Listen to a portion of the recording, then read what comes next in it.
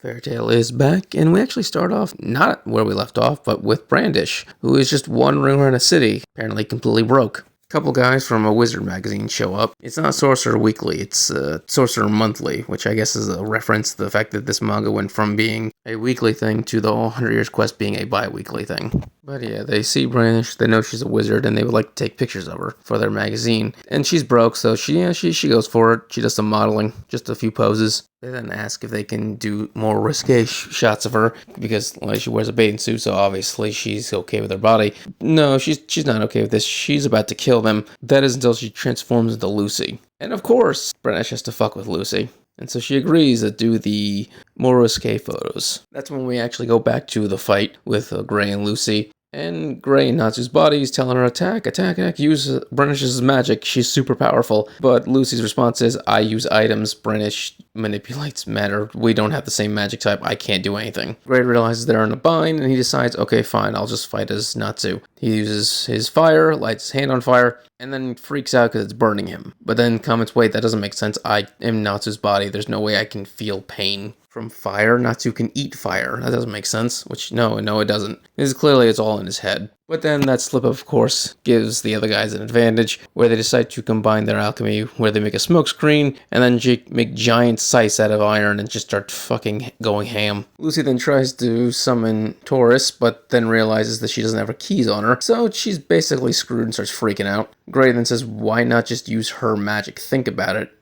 You should know her magic somewhat. So Lucy then thinks about it, does her magic on herself, and turns into a giant that basically is squished in the room. Like, the pocket dimension that they're in apparently has limited space, and Lucy in Brandish's body is able to be the size of the pocket dimension. Gray also comes to the realization that iron can't affect Natsu because his skin is so hot it would melt instantly, which he just puts his arm up, the scythe hits, and yeah, no, it does. It melts completely instantaneous. So Natsu's like, well, I mean, Gray is like, yeah, okay.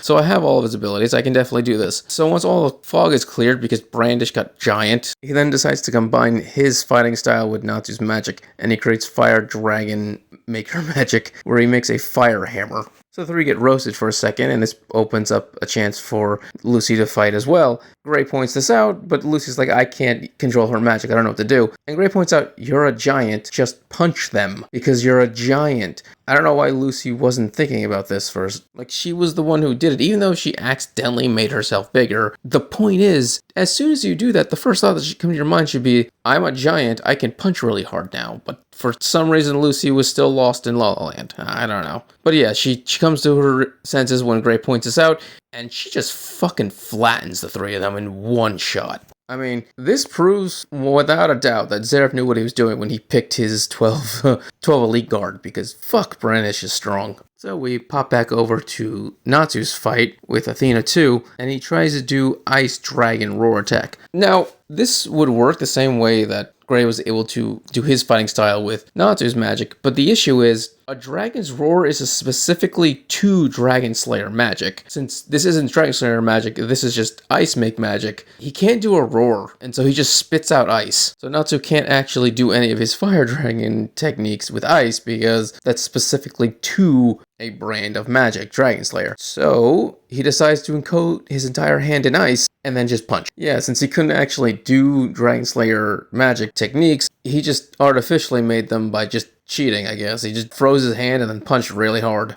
He then gets his body back because, of course, Lucy knocked everyone the fuck out because, once again, Brandish is fucking powerful. And this means also Gray and Lucy got their bodies back. And Lucy's in a cat girl maid bikini thong. That's a mouthful. But yeah, Brandish was having fun with Lucy's body, constantly humiliating her. Like, she really does like picking on Lucy. I know they're friends and rivals, but damn, Brandish is just cold. And we go back to Brandish, and she realizes she's back to being herself, and she actually is upset about it. Like, you can see that she really was having fun, because now she's got that bored, pouty face going on that she always has. But yeah, she made plenty of money off of Lucy. Lucy's gonna be pissed. The two of them said they were gonna fight over Aquarius' key at the end of Hunter's quest, which means when they finally do meet up to have that duel, they're gonna say so much shit to each other, it's gonna be It's gonna be hilarious. As for the fight, I'm not surprised it was as easy as it was. These guys always seemed like pathetic lackeys. The only characters that seemed like they had any chance of being a threat to the Fairytale crew were the Scenario Sisters and the Duke. So most likely, Gray is gonna go towards Natsu, and then Lucy's gonna go towards Urza, most likely. Alright, if you enjoyed this video, please subscribe, give it a thumbs up so you can enjoy more Fairytale and other anime things. Thank you, and have a great day.